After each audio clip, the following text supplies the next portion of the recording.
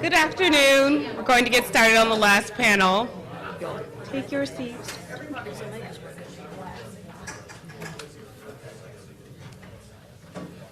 All right. Welcome to panel 4, or this is about property and poverty. The order is going to be a little different from what's in the program. So first we'll have Rashmi Dyal-Chand, who's a professor of law at Northeastern University School of Law. Next, we'll have Laura Underkuffler, the J. Du Pratt White Professor of Law at Cornell Law School. Third, Dana Berliner, the Senior Vice President and Litigation Director for the Institute for Justice in Arlington, Virginia. And fourth, Larry Salzman, Director of Litigation at the Pacific Legal Foundation in Sacramento. Rashmi.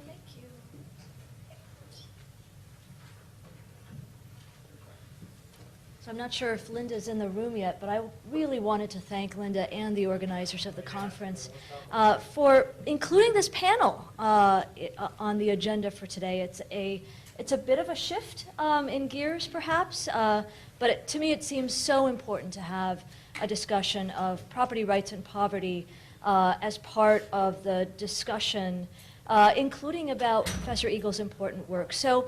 The panel description really puts some interesting questions on the table for us to consider, and I do think it's a troubling possibility to think about property ownership as having helped to consolidate resources and access to them in such a way as to contribute to inequality and poverty for a growing number of people in this country. So property is not to blame for residential racial segregation, for example, but property rights have certainly helped those who sought to segregate neighborhoods. So I'm going to take that as a foundation for my remarks, and I think, having talked a bit with my fellow panelists, that there is actually a fair bit of common interest in exploring the following question, which is, can property also be contribute at least to helping, to changing the growing inequality gap, to alleviating poverty, and to addressing some of the pressing concerns of the day, in particular that have to do with the connection between property and poverty. And the particular focus that I'm interested in, the particular question that I'm interested in that relates to this is the use of property as a tool for democracy, just for giving people the opportunity through making decisions about property to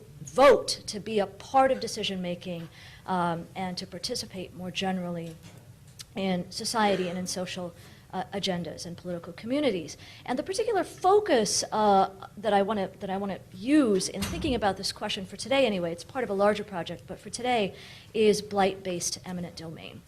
I think it provides quite an interesting case study. So certainly, I'm following Professor Klaas here in saying that certainly this crowd is not one that needs to be reminded of what happened post-Kelo, but here are a few quick slides to give us a quick reminder that there were certainly many state-level reforms that limited the use of eminent domain for purposes of economic development. That part we all know.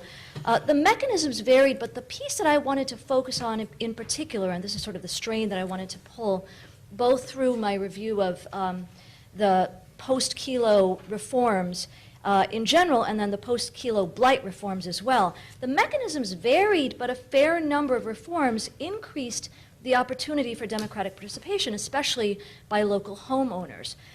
So, you know, the numbers are in this slide, but I wanted to give a couple of slides providing a bit more information by way of reminder of different states' approaches. Some, like Alaska, required eminent domain in certain contexts to be authorized by a majority of voters.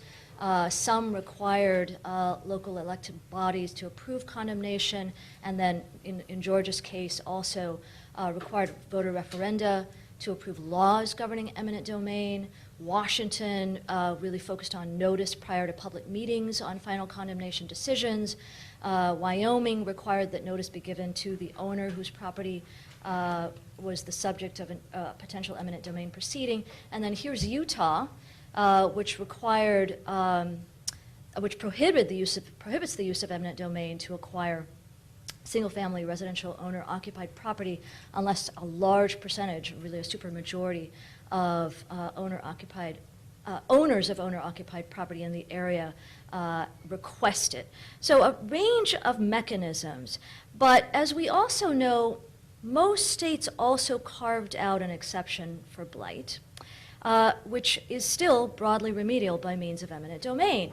The idea is certainly theoretically a good one, to preserve space for needed urban redevelopment through eminent domain, at least in my opinion it is.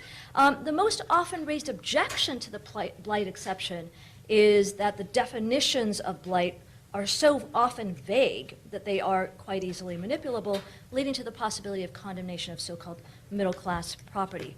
Notably, for my purposes, most blight exceptions don't create space for democratic participation by those whose property is designated, perhaps, or about to be labeled as blighted. So blight is still generally what the local government says it is, though in a bunch of states it's more narrowly defined, and this slide gives you a flavor of some of the reforms specifically relating to blight. Meanwhile, of course, blight removal has always been at least rhetorically controversial, since at least Berman versus Parker. I think David Dana's article written shortly after the Kelo decision came down about the expressive meaning of the blight exception, the conveyance of the idea that poor people's property was more readily available for condemnation is an important sort of intervention in this area. But it is important also to counterbalance it against recent empirical studies. One that I think particularly is fascinating is by Debbie Becker, a book-length study on eminent domain proceedings in Philadelphia, which found that often the use of blight-based condemnation is less controversial in practice. But historically, anyway, it has been perceived, the use of eminent domain to alleviate blight has been perceived as a strategy for taking away space from and dispersing communities of color and poor people. And so in this respect, there is a disconnect between the current state of the law and the popular perception about the legitimacy of blight-based eminent domain. And consequently, in this slide, I realize this is a terrible strategy for PowerPoint, so just load it. But I wanted to give a flavor of the of the range of scholarship, the rich range of scholarship, and that's been written. And this is what I was about to say, that as a result of this disconnect, I think, partly, and this has occurred a lot in the literature in the field of community economic development, I would say even more than in the property literature, there's been a good deal of legal scholarship proposing reforms for blight-based eminent domain. So Heller and Hills, I think, was an early 2008 discussion which had just a lot of richness in thinking about the possibility of using this idea of land assembly districts to give owners, local property owners, the right to participate in the decision about the use of eminent domain to address blight. Jerry Dickinson's article, much more recently, builds on Heller and Hills's, and then I'm only mentioning a couple of the many interesting discussions. There's really a lot in these proposals that I would argue is quite valuable, but I think they have had limited impact really in generating law reform.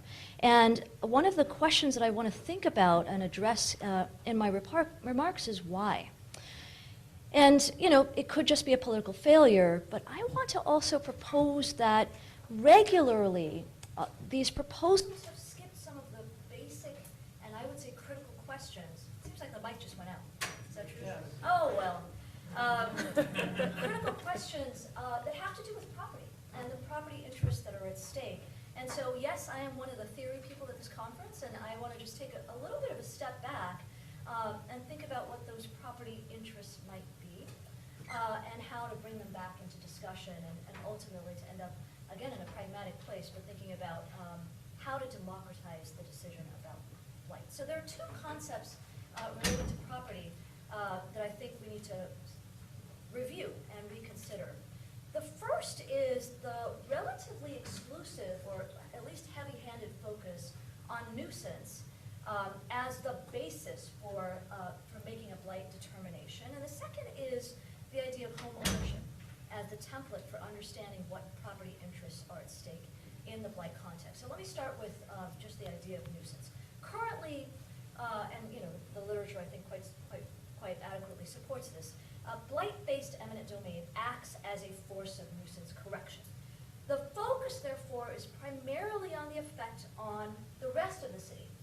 outsiders to the area, to the neighborhoods that are designated as blighted or potentially blighted. The focus on the effect on the rest of the community of the nuisance created by the blighted neighborhood. And this assumes essentially a property rights vacuum in the space that's to be designated as blighted. So often it is true that there are many abandoned properties, there are absentee owners, and in addition there's the reality of property being extracted, of property value essentially being extracted from those who are low income and relatively marginalized, new immigrants, et cetera, but who actually own in the blighted area. So predatory lending is one sort of recent driver of this phenomenon where it's the ultimate example of information asymmetries and costs resulting in equity stripping, in the decline of property values. The microphone will be fixed. And I think really exemplifying a situation in which traditional reliance on concepts of on rules of property and on contract solutions have failed sort of repeatedly over the last number of years. So that the remedy that we have in this context is the traditional takings remedy, that of just compensation, but of course only for owners and in situations where property values are already depressed. Thank you. Maybe it was just the personal effect I have on the microphone. And then, of course, for those who are not owners, just displacement, right? So the reality, of course, is that there are relationships and interests in and through property, and I would say, therefore, property values that are not captured by a perspective that views the neighborhood exclusively through the lens of nuisance being alleviated and also through the lens of who owns the parcels in the neighborhood. So the first argument I want to make is that nuisance is not, at least it should not be the dominant basis for intervention to protect property interests in this kind of context. This is not just about outsiders' interests, but also about the interests of those living in the areas. It's not just about negative externalities and alleviating those externalities, but also about use and labor and investment in the neighborhood. And so to address these additional values, we need to think about developing law reform that is developed partly on the basis of some additional property values. And I just have given a quick bullet list of them here, but would like to take a few minutes to walk through a few of them. I still have time, right, Myrisha? 3 minutes. 3 minutes. I'll do it quickly. So first of all, I just want to I want to expand the picture beyond ownership and suggest that actually in a context in which ownership is depleted and the value of ownership is depleted, that we need to think about property rights and interests as also encompassing access to property and property use. So the reality is that the property rules have failed sufficiently to operate as expected, and ownership doesn't really capture all of the interests at stake here. And so we need to ask questions in these contexts, and here I am proposing empirical examinations that include questions such as who is actually using the property that is the subject of a potential blight determination? How are they using it? And what does this use mean to them? Secondly, reliance interests. Again, this is a question that probes beyond ownership to ask, to what extent do those who are using this land, that is the subject potentially of a blight determination, rely on that use, and what alternatives do they have? Thirdly, the idea of investments based on community involvement rather than just financial investments, or in some cases, the lack thereof. Fourth, and I know we've talked a little bit about collective and community interest, but here is an example where a collective interest could be the basis for a right of exclusion, right? So I think we need to think specifically about the right to a neighborhood, one that consists of access to both public and private spaces, and one that encompasses the idea of community interests and access. So in a recent article, Nestor Davidson and Dave Fagundes discussed the importance of cultural conceptions of a neighborhood in deciding simply the question of who has the right to choose the neighborhood's name. Harlem is Harlem partly because of the cultural value of that name. And notions of cultural property are important in that context, they argue, and so too, I argue in this context, thinking about who has the right to determine what blight is and whether it exists in their particular place. And finally, there's the idea of the right to be somewhere, which I think was, nobody's mentioned the Mount Laurel case yet today, so it's time to do it, which I think might be exemplified well by cases such as Mount Laurel, to suggest that the obligations of a town include the obligation to provide housing and access to all. It's also, this right to be somewhere is also discussed in homelessness literature. So that's one set of sort of theoretical, theory-based interventions about property that I think are important. And then briefly, I also want to mention the importance of thinking, again, empirically about the relationship between property and democracy. So as an empirical matter, I'm proposing that we need to ask questions about why people participate in a particular community, why they vote, what they care about, what they want to control by way of resources and rights over them, what values there are to them in community participation and in democratic participation, and then again, how they themselves view the area in which they live, which is potentially going to be labeled as blighted. And then there are really important second-order questions about how participation in this particular context increases our understanding of the creation of political communities and values that I think could flow from this. So, and finally, and let me just say it, I'm running out of time, aren't I, Myrisha?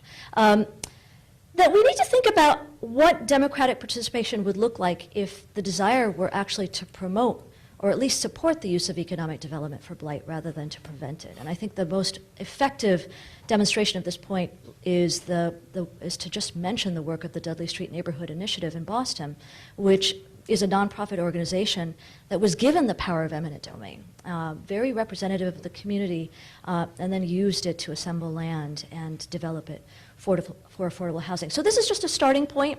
It's a way to think broadly about property values, but I would argue it's a powerful starting point for thinking also quite carefully about the value of democracy in the context, at least of blight determinations, and then more broadly about the relationship between property and democracy.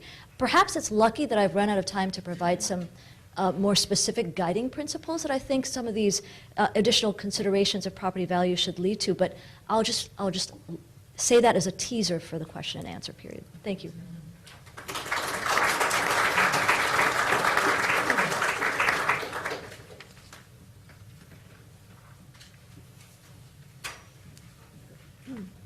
Good afternoon. I have to say it's a great pleasure to speak to this group again. I have a couple of times, and it's always incredibly interesting hearing, particularly from the practitioner point of view, because it's something that teaching in a law school, I should be aware of this, and because I'm sending people out to do it. I did it myself for a number of years before I became an academic, but in any event, fantastic. Property and poverty. I'm going to talk today about the housing crisis, and in particular, what I would call the darker side of inclusionary housing and zoning reforms. And I know that this will put me at odds with many of my friends, but I think there is something that we need to talk about here. There's little doubt that there's a serious housing crisis in the United States. Commentator after commentator has decried the nationwide shortage of housing. Many different causes have been identified. For instance, the Great Recession of 2007 to 9 cost us in the United States approximately 8.4 million jobs.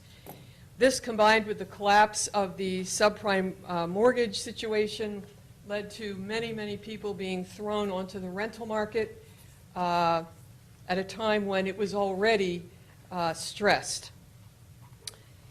The recovery of the economy, which of course has happened to a large degree since that time, has not done much to abate these numbers, the number of people who are in crisis situations regarding housing.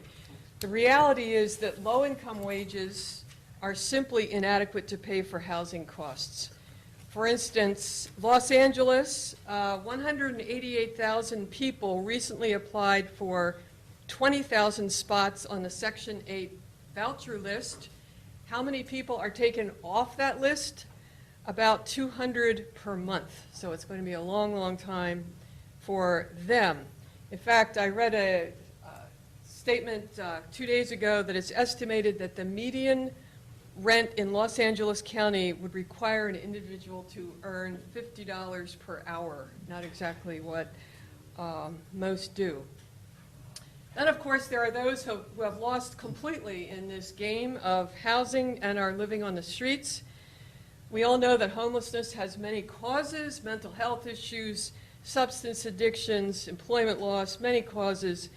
But the most important factor running through all of these groups, I think there is a consensus, is the lack of housing that these people can afford. The last 2 weeks have been dominated, the news has been dominated by, among other things, the homeless crisis. We have reports in Los Angeles, nearly 60,000 people sleep in tent cities and on sidewalks. There are also swelling homeless populations in every major city and smaller cities in the United States. And in fact, this overwhelming homeless population has led to all kinds of desperate suggestions. I saw a week or so ago, Bakersfield, California officials have floated the idea that homeless people can be removed from the streets by putting them in jail for long periods for misdemeanor drug charges and trespassing. And in San Francisco, residential property owners have put boulders on sidewalks to deter the erection of tents by the homeless. I have to say here on a personal note, I understand this. I live in Portland, Maine, commute to Ithaca, New York to teach, but in Portland, I live next to the homeless shelter, and I can tell you it is a very difficult situation for neighbors as well as the residents. They live, blankets are all over the streets, people attach tents to our fence, so on and so on. So many different solutions have been proposed. Currently, most popular, I would say, with politicians, academics, and planners are inclusionary housing strategies. And this approach has been taken up in many jurisdictions. Recent survey, 886 jurisdictions in 25 states and the District of Columbia have adopted inclusionary housing strategies at either the state or local level. I'm sure you know this, typical inclusionary housing laws require developers of new multifamily housing to set aside a certain percentage of units, usually between 5 and 20% for so-called low or moderate income households. And by the way, the definitions there vary considerably. Yes? Can I ask you a question? Portland's at the forefront of the country, from what I can tell. Portland, Oregon? No, I'm talking about Portland, Maine. Oh. We wish we were at the forefront of the country. Transferable development rates. Yeah, right. Okay, we'll get to that shortly. Yeah, I agree. Portland. Portland, Maine, yeah. The other one. The original, yeah. That would probably be contested, but so to offset these additional costs to developers in the set-aside programs, they are usually given some kind of special exemption from zoning requirements such as density limits, height and bulk limits, parking requirements, and so on. Another approach, which I think is similar but has received a lot of press lately, is the idea of the abolition of density restricting zoning altogether. Here are some examples of these two strategies that are out there, different cities. Chicago, developers of residential projects of 10 or more units have to set aside 10% of units at affordable prices. In return, they are given greater project density or use variances not otherwise allowed. Portland, Maine, where I live, developers of hotels, motels, and inns must create 1 unit of affordable housing for every 28 hotel rooms, and if they don't, they must pay a fee of $3,806 per guest room. Minneapolis, this just happened a month or so ago, Minneapolis passed a citywide change in zoning such that single-family zoning is now abolished in the city of Minneapolis. You can build up to 3 dwelling units, which would be duplexes or triplexes on any lot. Oregon state legislature very recently passed legislation that effectively ends single-family zoning in all cities with at least 10,000 population. Now, early on, as I'm sure you're also aware, set-aside laws were challenged on the ground they were an unconstitutional taking of property. The argument was that it was unfair to developers and to the buyers of such, or I suppose renters, of the market rate housing to have the entire burden of affordable housing placed on them. There were a few early victories on takings grounds, including here in Virginia, Fairfax County mandatory set-aside ordinance was invalidated by the Virginia Supreme Court. That was back in the 1970s. However, since that time, governments have responded to this argument, and I think this is definitely the wave of the future, by giving developers valuable in monetary terms benefits, density bonuses, waivers of height and bulk limitations, and so on, in exchange for these mandatory units, set-aside units. Exactions claims have also not succeeded in the Maine because it's, as you all know, the requirements are there must be a reasonable relationship between the restriction and the negative impact of the development, something that's fairly easy for municipalities to demonstrate, or at least in court to demonstrate that, and that the demands and impacts are roughly proportional, which we all know is somewhat difficult to quantify. So the real problem here, I think, is that the idea that somehow takings challenges are going to be important in this area is probably misplaced, because the bottom line is when it comes to restricting dense, high-impact development, that's something that public authorities have done for decades, and it's difficult for people, developers, and so on, to convince courts and politicians that there's something particularly wrong with this, faced with the very critical social need that we all know. The deeper critique that I want to talk about today is the assertion that changes in property rules, what can be done with property, is simply an inappropriate way to achieve this kind of social objective, or particularly the idea of redistribution. And the core of this critique is that changes in property rules either don't work or are simply inimical to the idea of property itself. And it was interesting because 6 years ago, Bob Ellickson, who is actually, I know quite well, expressed this view to the conference. He said, redistributive goals should not be attempted through changes in rules governing private property. Property owners should not be saddled with affirmative obligations. That's not what property and its rules are intended to accomplish. He also argued that these just will not work. Now, on the question of whether or not they work, that's an empirical question as to the past, at least.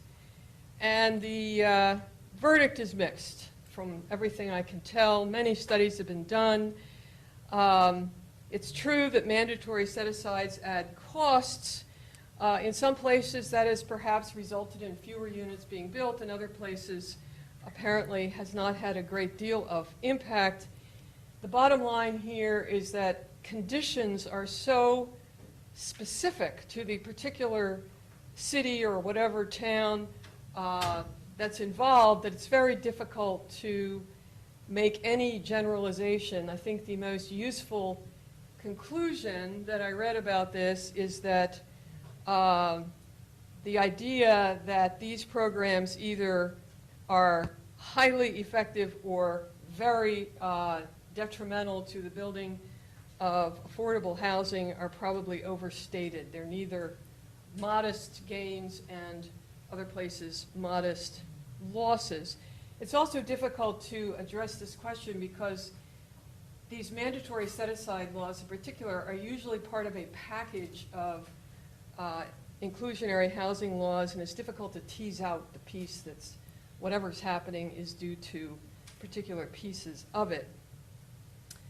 But there's another piece of Ellickson's article, which I think is very interesting, and the one I want to talk about now, which is, look, why are we doing this, right? Why are we trying to create affordable housing by placing these burdens on developers and so on? If you're going to do redistribution, do it through taxation and other direct means. Now, it seems to me this makes a lot of sense, at least on its face. Why sit around and try to coerce developers to build what in the end seems to be a modest, at best, number of affordable units, or hope somebody will build a triplex on a vacant lot in Minneapolis? Why not instead simply fund the Section 8 voucher program, or have public authorities or private entities, which have done it quite well with public subsidies, build affordable housing? Why are we using these indirect methods? And what I want to talk about today is that I think there are several serious shortcomings with this inclusionary housing rezoning movement that are illustrated by this question. First of all, it's important to keep in mind that these kinds of initiatives, these two initiatives, are not simply some sort of modest phenomenon. They have really, I think, gained a lot of momentum, and a lot of people are talking about them as the solution to the affordable housing crisis. They're the front line and overwhelmingly preferred strategy. Why is that? When we look at them and we see that not a lot is being accomplished? Well, I think the obvious reason is that they are costless to taxpayers. Unlike housing vouchers, public subsidies for construction of housing, and other truly redistributive programs, instead, cities can simply say, we are forcing developers to include affordable housing units in response to other kinds of zoning waivers, or we're eliminating single-family housing, and therefore there will be more affordable housing created. It's the idea of a no-cost, stroke-of-the-pen solution. As one study concluded, inclusionary housing laws have gained in popularity because they require less direct public subsidy than traditional housing programs and are therefore more financially sustainable. Translated, with a stroke of a pen, government can claim it's acting for affordable housing, but in a way that costs it nothing. In addition, I think there are some very problematic and simplistic assumptions that run through these initiatives. One is the idea that this whole thing will answer the question. Here's a typical statement. A consensus is building that zoning is what ails America. There is an increasingly mainstream call for the massive deregulatory project with respect to zoning that will unlock development and make vibrant places accessible. Governments are heeding the call, so forth and so on.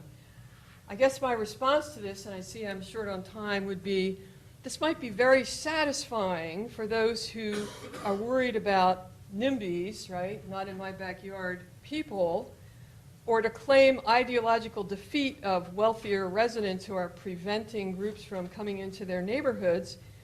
But will these actually create affordable housing for the poor? For instance, in Minneapolis, where I lived for many years, there are not many vacant lots in middle-class or upper-class areas of Minneapolis. Rather, what really will happen, I think, is that the empty lots are in struggling neighborhoods, and they are the ones on which these duplexes and triplexes will be built, which frankly would never have been a problem to begin with. The other, just briefly, this other point I want to make is that these changes in property rules, waivers of zoning restrictions, abolition of them outright, there's this idea in this movement that these are costless to everyone.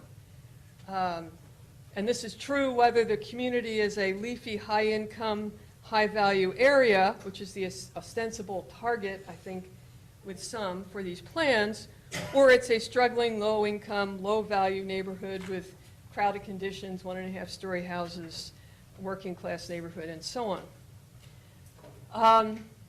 So I'd say we have to look at it this way. Where will the buildings with these increased negative externalities because of waiver of height restrictions, bulk restrictions, density restrictions, parking requirements, where will they actually be placed? Will they be placed in vacant lots in a high income or high property value area, or will they be foisted on low income neighborhoods? Just as a final note, I'll mention here that there was in September 2018, Boston hosted a YIMBY Town conference. YIMBY is yes in my backyard. This is actually a movement, a national movement, where advocates came from across the country to Roxbury Community College and talked about density, increasing density, all this. Near the end, a group of 100 Roxbury residents, predominantly people of color, entered the conference to protest the YIMBY proposals to increase density in their neighborhood. So the question is, placing a hulking box-like 11-story high-rise with 60 market units and 10 affordable units, which exceeds current zoning by 8 stories, which is something we are considering in Portland. That's not going to happen in the wealthy West End. That's going to happen in a place like West Bayside, because it doesn't occur to city officials there's any community there that's going to be adversely affected. So we must be careful when we're talking and thinking about this, not to simply be unaware so that it ends up ultimately being a new form of what we used to call abusive eminent domain.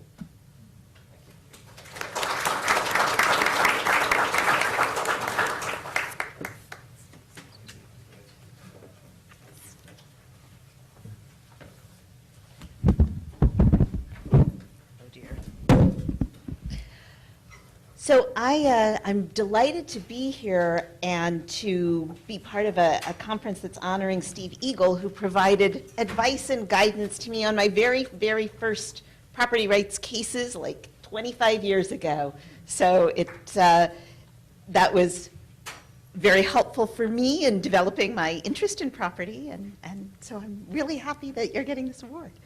I'm going to talk about some areas where, in our practice, where property rights are deeply important to poor people, and how I think that poor and people of modest incomes desperately need more property rights. And I'll try a little bit to respond also to some of our prior speakers.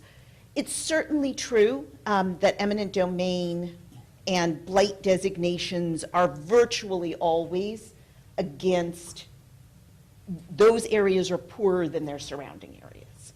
And I agree, there's a big problem with blight condemnations. And we worked on a lot of the eminent domain reforms. When we could politically, we didn't include blight condemnations, or we made it like parcel by parcel, because you're right, poor people live there. I'm not big on the community participation stuff. There was so much community participation in Kilo. There were a zillion hoops to jump through, and none of it makes any difference because the cities just ignore it. So you can have, like, a year of public meetings. It's not going to make any difference. So I tend not to think those are very valuable, but I do think it's valuable just not to take people's property. And when you do, I think that there should be some kind of relocation that the government has to provide, even for renters, because they have a valuable property interest that's being taken from them. But one of, I think, the problems that comes up over and over with property rights for poor people is it is very hard for people who make laws and, frankly, for people like us to admit that poor people are not going to live in as nice of housing as middle-income people. They're just not. And that's what happened in urban renewal. People thought, oh my God, these houses are terrible. And, you know, maybe they own them, but yuck. Let's get everybody out of there and put them in nice, clean, safe, new housing projects, which will be just fabulous for these communities. And of course, it was so destructive because people would rather live in rundown houses that they own or rundown apartments that they own than brand new but awful, ultimately, apartment buildings or housing projects. So that is part of what goes on with eminent domain. People look and they say, yuck, this house doesn't look as nice as my house. Why aren't these people spending money to keep it up? Let's declare this blighted. They can move, you know, to the suburbs and to some little apartment. And that's actually what happens with the relocations too, is they're constantly trying to put people who have mortgage-free homes that are not that great, but they're theirs, into like tiny apartments that are modern. And that's not what people need. So that's one issue that we see with eminent domain. You know, eminent domain cases take forever, so you need plaintiffs who are willing to hang around forever. And one of the things we saw is that the plaintiffs that would never give up were the ones for whom that house was the first one in their family that they owned. Those people did not want to have their property taken. They cared more because it meant something to them in a way that, you know, a rich person or middle-income person, they probably moved a bunch of times. They can just buy something else. But that's not true of people who are in older, modest housing that's just not in, you know, but that's mortgage-free. You can't find those anymore. So if they're moved out, they don't have an equivalent place to go. We see this a lot in property codes, and that's actually something that we've begun litigating, is people, cities are imposing very heavy fines for not having property that people are keeping up, like middle-class people. Wood piled in the yard, screens missing from the windows, peeling paint, long grass, illegal chickens. All of these are, in many cities, you know, thousands of dollars of fines. You can even go to jail if you don't pay them. And that's crazy, right? I mean, to someone who is not wealthy, they don't have a couple $1,000s to spend fixing up their house. They'd rather have, say, food and a car in working order than they would have fresh paint on their house. And that's okay, or it should be okay.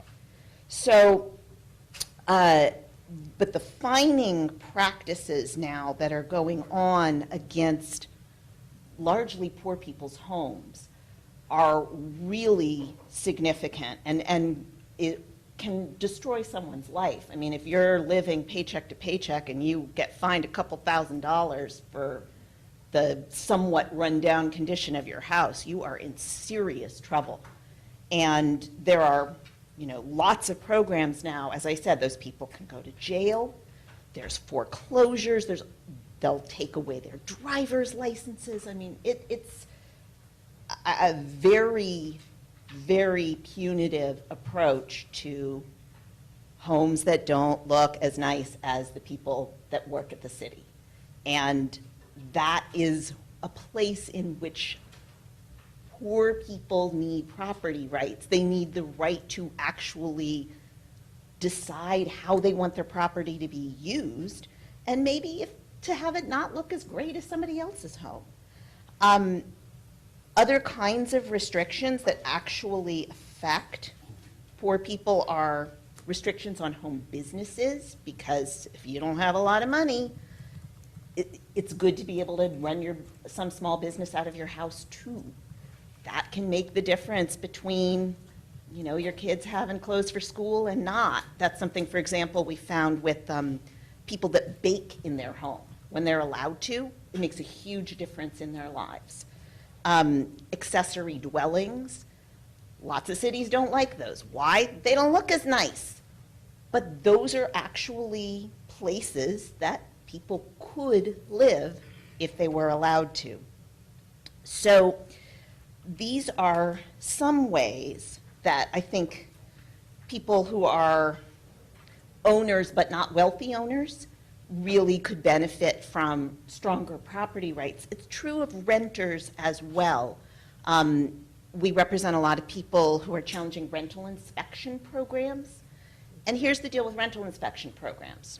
If you don't want your home inspected, that's actually incredibly hard to prevent, because cities can get warrants, they can pull the license from your landlord. In some places, they can just evict you. And, I'm not worried about somebody coming in my house, looking around and going into every room and every closet and moving my furniture, but renters are. And not only that, according to most laws in most states, it's also a plain view inspection. So if they see anything they think isn't right, if they think too many people are living there, if they see drug paraphernalia, you're out of luck, right? Because they got in there legally.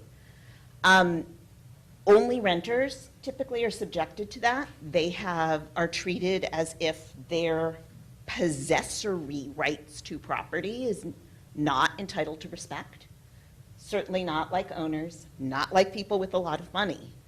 And that, too, I think is wrong, because possession actually is, and the contract that you have and all of that, is a property right. It's one that matters to people, yet is not really respected and not given to people in part because they're poorer. This is also something we see even with personal property, with, for example, civil forfeiture. A large amount of civil forfeiture is in counties with higher rates of poverty, neighborhoods with higher rates of poverty. The median amounts that are forfeited are really low. Like in Philadelphia, in some sample they did, it was under $200, which means they're going after poor people. They're taking the tiny amount of surplus that they might have, or maybe not even surplus, and yet you'd have to take off work a couple of times to get it back. It's not worth it. So people just give up and lose that money, again, because they are poor. With better protection for the personal property as well, poor people would be better off. So these are a bunch of different ways that I think that people who do not have money would significantly benefit from greater protection for their property.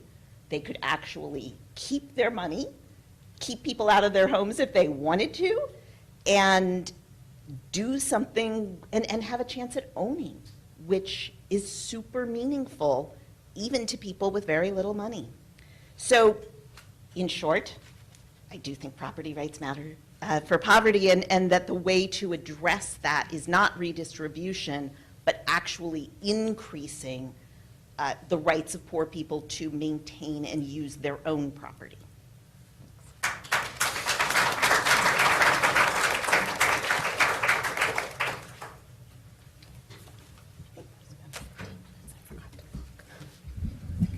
Thank you.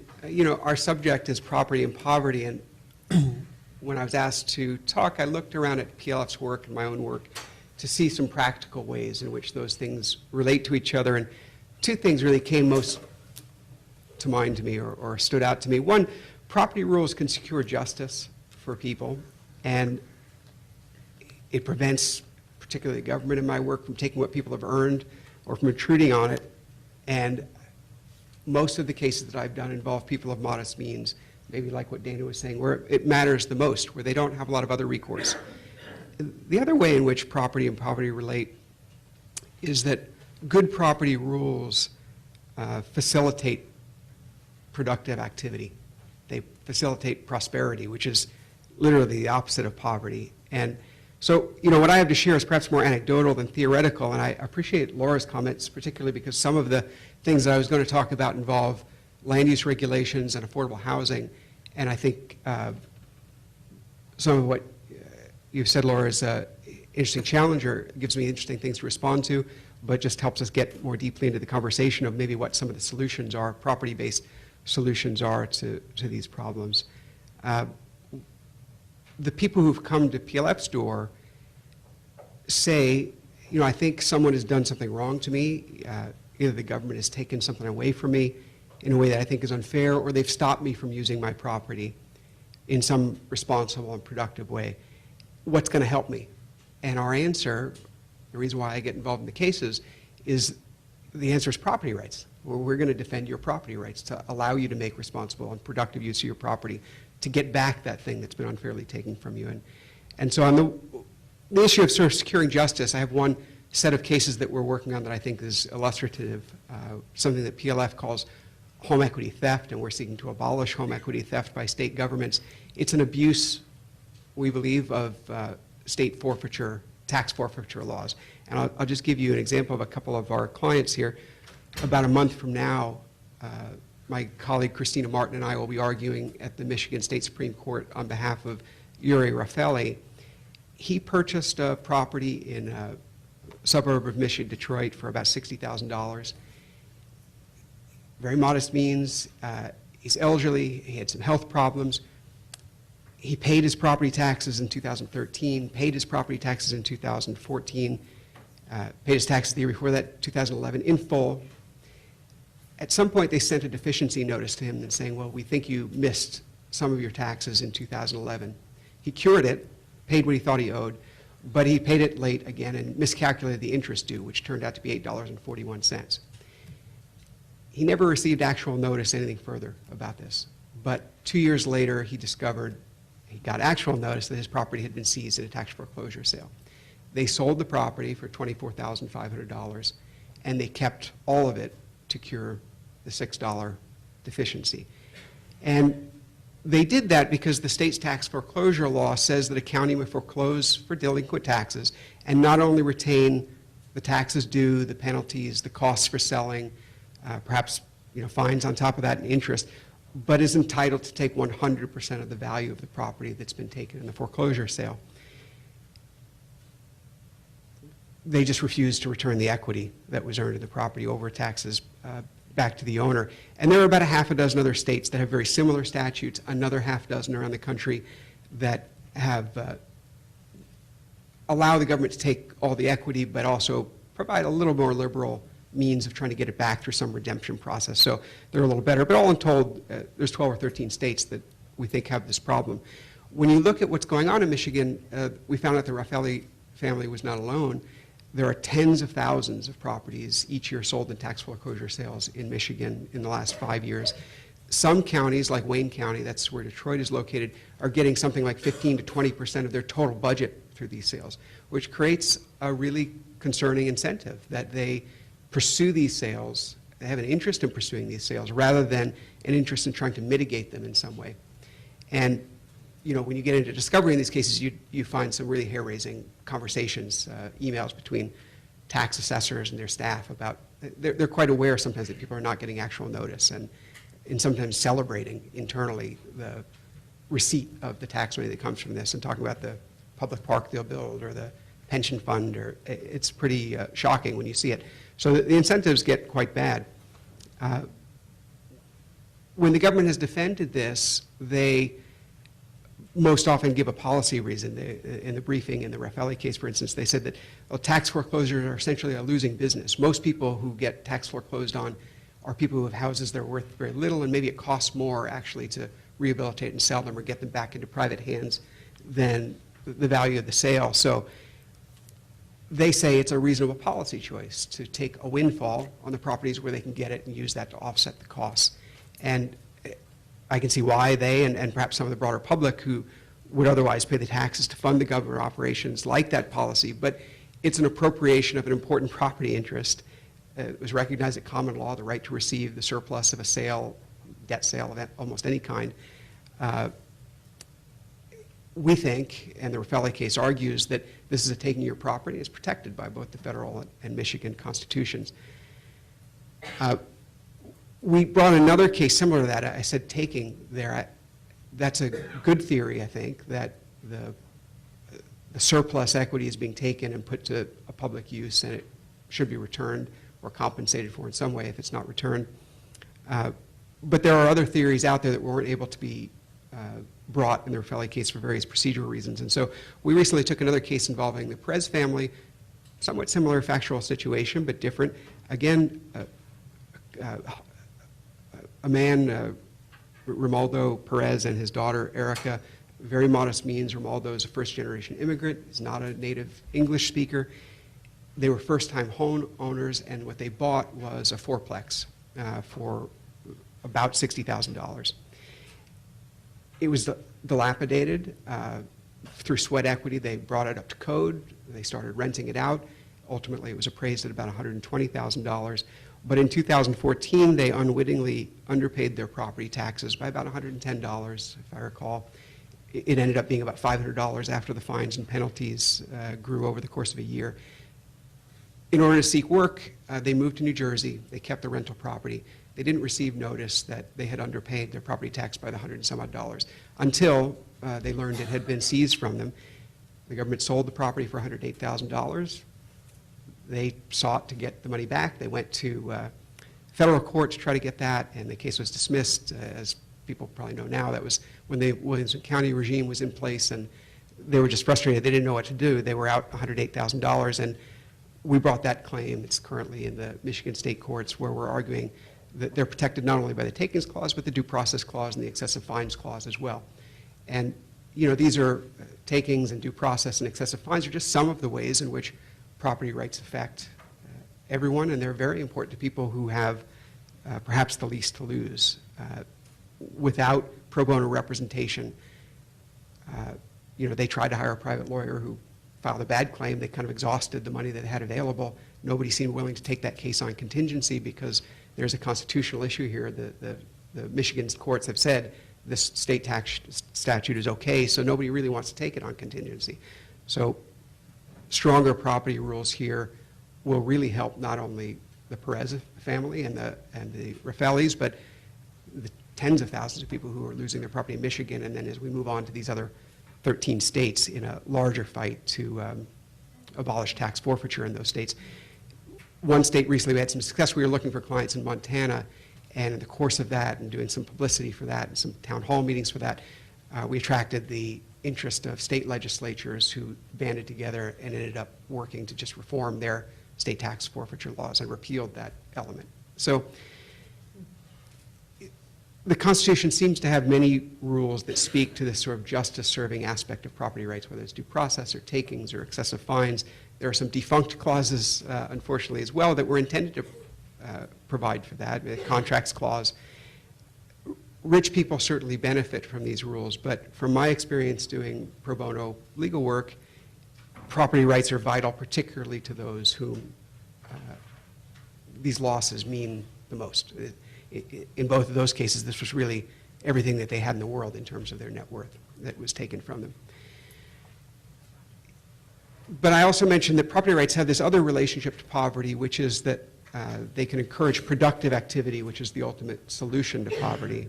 And I think one way to think about property rights is that they're about what legal protections you have for using your property for your own purposes without needing permission to act from others.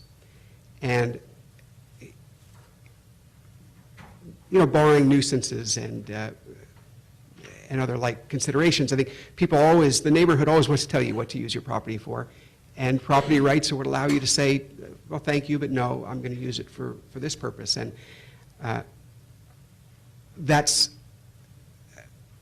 getting to the point that property rights are particularly important when you intend to create something new, when you want to engage in some kind of entrepreneurial activity, when you want to use property to move it to a higher and better use according to your judgment or the needs of the community as expressed in a market most often. Making productive use of property is the chief way by which one creates wealth in society, and individually, it's the way that most people improve their own lot.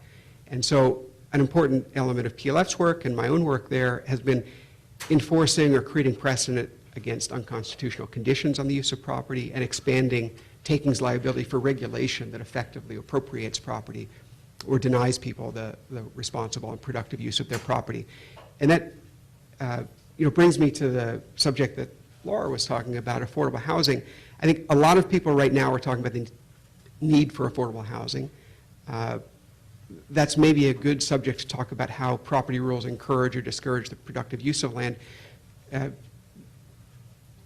You talked about the inclusionary housing movement, and I'm going to depart from the point I was going to make just to talk for a moment about a cert petition I have pending right now, Chirk versus Marin County, which is a challenge to inclusionary zoning on takings grounds.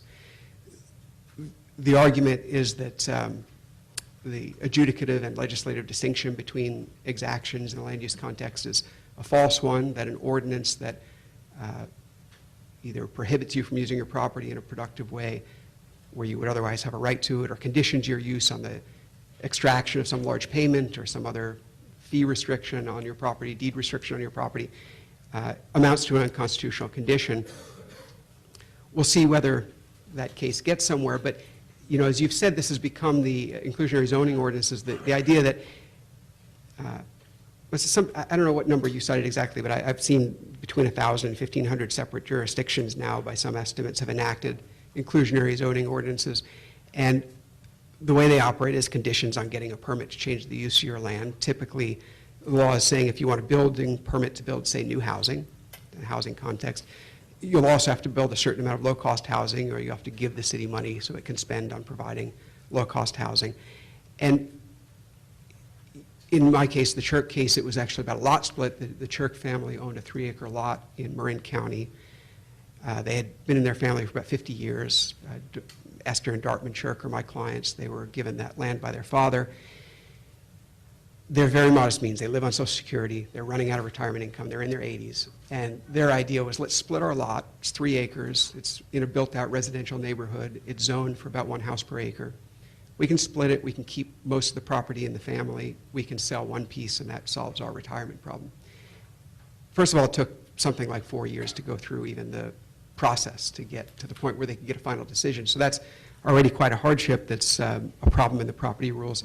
And secondly, at the end of that process, they were told, we'll give you the permit to split your lot on the condition that you pay $40,000 into our affordable housing fund. At some point later in the process, that number moved up to $92,000, and then they retracted and said, well, we'll accept the $40,000. We can set aside the legal issues, but maybe to address kind of some of your points and the difference in our perspective is, on the whole face of the scheme, it seems suspicious to me. I think affordable housing and the crisis that we're in, I totally agree we're in a crisis, is to my mind a supply problem. The way to make housing more affordable is to build much more housing. And I think the evidence is very clear that the reason why we're not building more housing in Marin County and everywhere else is because the same localities that impose the inclusionary zoning ordinances are refusing to issue adequate building permits to meet the demand. And if you look at the economics of Professor Glazier at Harvard or Joseph Giorco at MIT, or you look at the Legislative Analyst's Office report out of California recently that studied the issue in California, or you review it just by introspection and kind of common sense, evidence is pointing that regulatory delay and prohibition is the long-run reason why housing has become so expensive in the communities where it's a problem. And I know that well myself. I live in Sacramento now, but I moved there recently from Irvine, where I think the median price of housing is cresting $800,000. It's just absurd. And so, in my view, bad property rules, including inclusionary zoning, which I do think is a problem because it singles out individual property owners to bear the burdens that I think should be borne by the public as a whole to pay for affordable housing if that's what the community is interested in doing.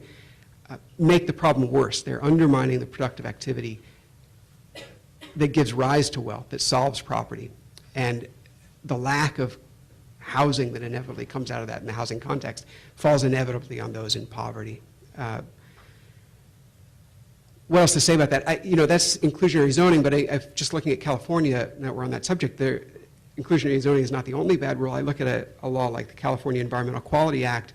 You would think by the title of that it's about protecting groundwater quality or preserving wilderness, perhaps stopping development in ways that creates nuisances. But what it mostly does is provide legal standing for lots and lots of third parties to intervene in the permitting process whenever someone wants to build anything. And as it turns out, according to the most recent empirical work that looked at every CEQA case in California that's been filed since the 1970s, about 80% of them are filed to block projects in existing developed areas, not greenfield projects, not sort of projects that have a significant impact on the environment. And it at least suggests that these laws, when the solution is whether we call it democratic control or political control over the use of property versus individual rights and market determinations about what should happen with property, those laws and those governmental agencies tend to get co-opted for purposes of economic protectionism or as a means of the community blocking some people from building where they don't want it to be built and asserting control over the productive use of land. In the CEQA context in particular, when you start dipping into cases, you see cases of just 3 or 4 neighbors suing the next neighbor so that they can't build the new house that's adjacent to them. You see single-family home residents using it to block the development of apartment buildings nearby. You see the construction of commercial projects that don't employ labor unions being sued by the labor unions in order to block the construction ostensibly on environmental grounds and then used to leverage union contracts. There is some interesting work going on there. There's a recent lawsuit filed by Jennifer Hernandez. She's at Holland and Knight in San Francisco that makes very compelling claims that CEQA's costs have mostly fallen on racial minorities and the poor because it's mostly lower income housing and housing that would be built in lower income neighborhoods that perhaps need it most that is being blocked by CEQA. And I think that's an interesting case that we'll be curious to follow through the California courts.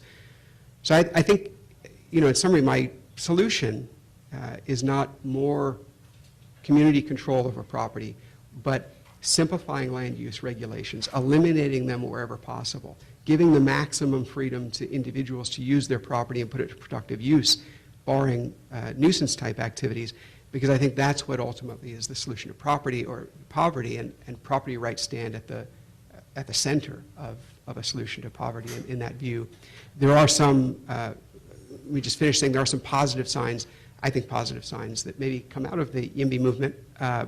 California in 2017, for instance, enacted an ordinance that preempted local zoning to allow anyone with a suburban house, basically, to build an accessory dwelling unit. And it has led to a proliferation. Tens of thousands of new housing units have gone up in California as a result that streamlined the regulation. A lot of the local city councils have gotten on that bandwagon and actually eliminating fees required for the building permits to do those kinds of projects. And it has added, it's probably one of the very few things that are adding significant housing to California's economy right now. So I think more of that would be good, not less. And I think property rights, allowing people to be free to make responsible and productive use of their property is what is required to solve poverty.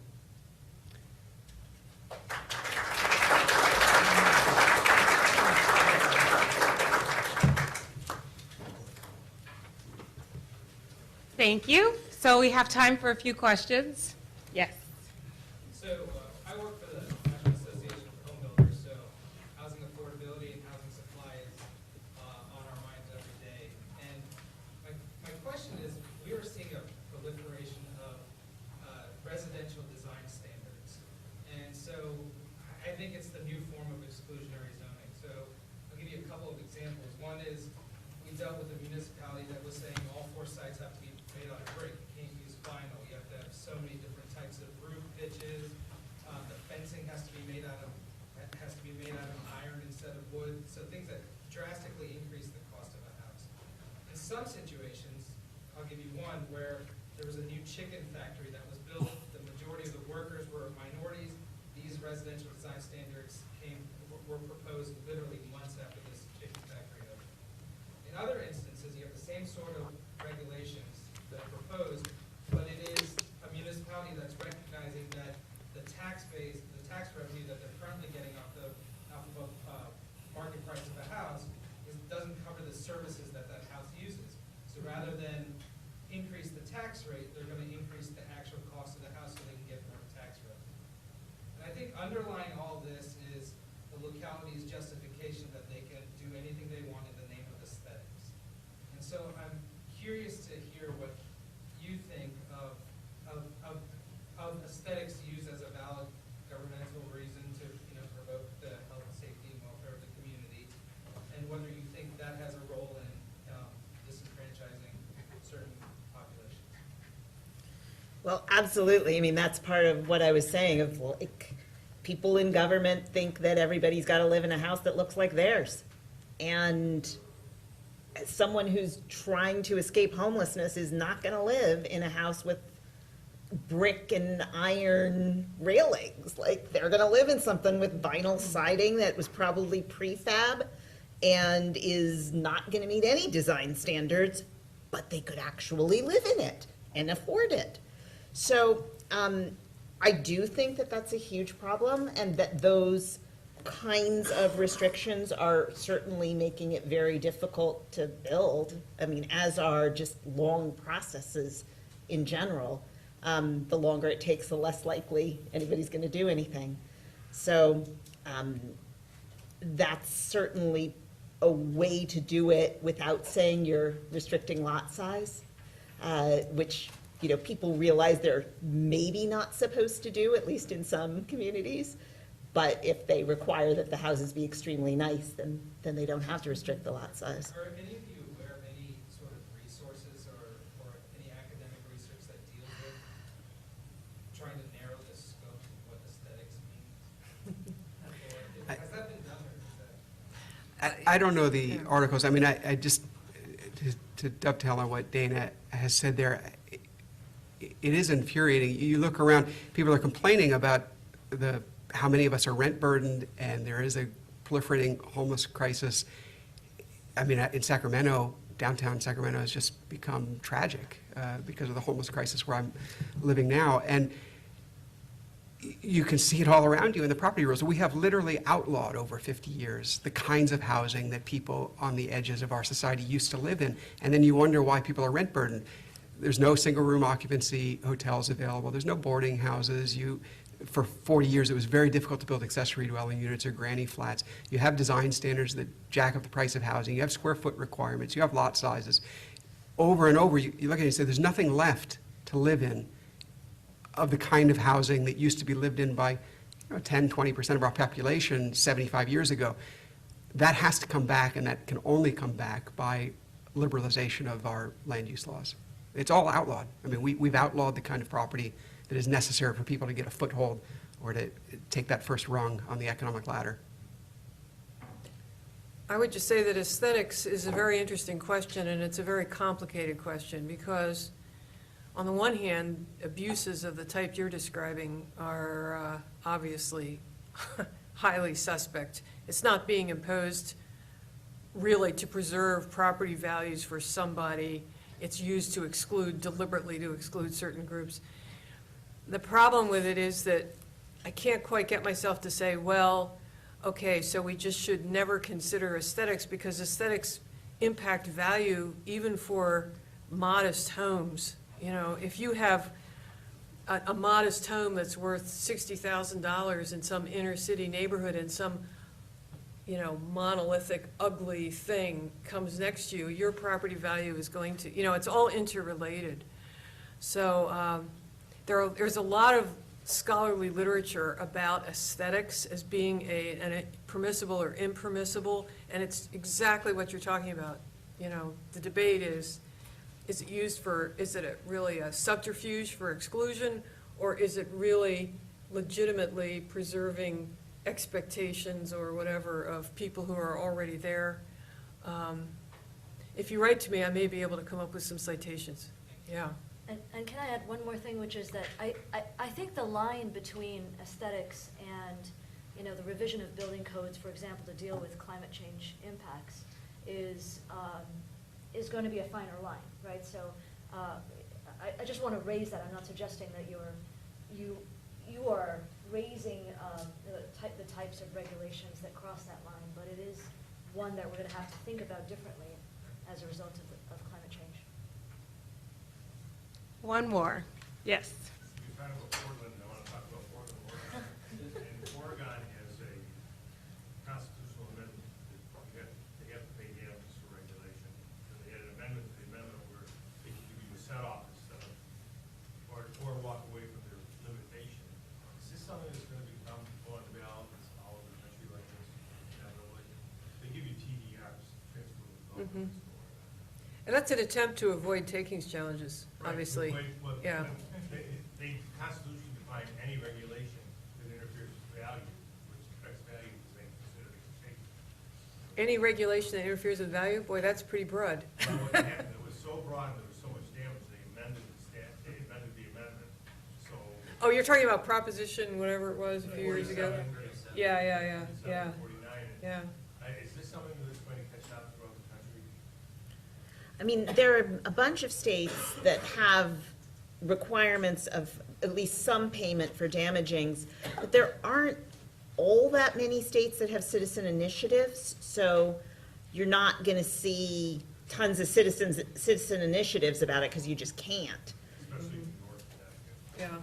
I think that Oregon case was a real wake-up call for a lot of people, that property values are interrelated, and it's one person's right to do X is another person's deprivation next door of the property value that they have. Because we had a similar initiative in the state of Maine about 2 years ago, where they were thinking about a law along those lines without the TDRs. And it was defeated by grassroots opposition. They were afraid that they would lose the protection of zoning rules and so on and so forth, so. All right, please join me in thanking our panelists.